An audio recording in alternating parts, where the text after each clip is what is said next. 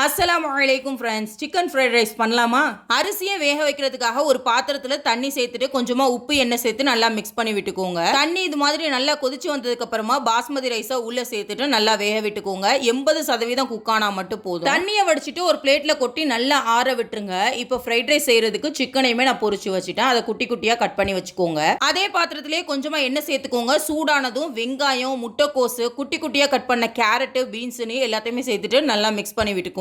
Vegetables எல்லாமே நல்லா வெந்து வந்ததுக்கு அப்புறமா இதுல 5 முட்டை சேர்த்துக்கிற போறேன். நான் இன்னைக்கு 1/2 kg பாஸ்மதி ரைஸ்ல செய்யறதுனால 5 முட்டை சேர்த்துக்கிறேன். முட்டை நல்லா பொரிஞ்சு வந்ததுக்கு அப்புறமா வெஜிடபிள்ஸோட சேர்த்து நல்லா மிக்ஸ் பண்ணி விட்டுக்கோங்க. இப்ப தேவையான அளவுக்கு உப்பு, மிளகாய் தூள் சேர்த்துட்டு குட்டி குட்டியா கட் பண்ணி வச்சிருக்கிற சிக்கனையுமே உள்ள சேர்த்துட்டு எல்லாத்தையுமே மொத்தமா கலந்து விட்டுக்கோங்க. இப்ப நம்ம வேக வச்ச அரிசியை உள்ள சேர்த்துட்டு அது கூட கொஞ்சமா சோயா சாஸ் சேர்த்து நல்லா மிக்ஸ் பண்ணி விட்டுக்கோங்க. ஒன் டைம் இந்த மாதிரி வீட்ல செஞ்சு பாருங்க. சிக்கன் ஃப்ரைட் ரைஸை கடையிலேயே வாங்க மாட்டீங்க. நல்லா இது மாதிரி மிக்ஸ் பண்ணி விட்டதுக்கு அப்புறமா ஃபைனலா மிளகுத்தூள் சேர்த்துட்டு மிக்ஸ் பண்ணோம்னா செம்ம டேஸ்டா ஃப்ரைட் ரைஸ் ரெடி ஆயிடும். மணக்க மணக்க சிக்கன் ஃப்ரைட் ரைஸ் ரெடி. ஆவி பறக்க சுட சுட சிக்கன் ஃப்ரைட் ரைஸ் ரெடி ஆயிடுச்சு. டேஸ்ட் பண்ணி பார்த்துருவோம்.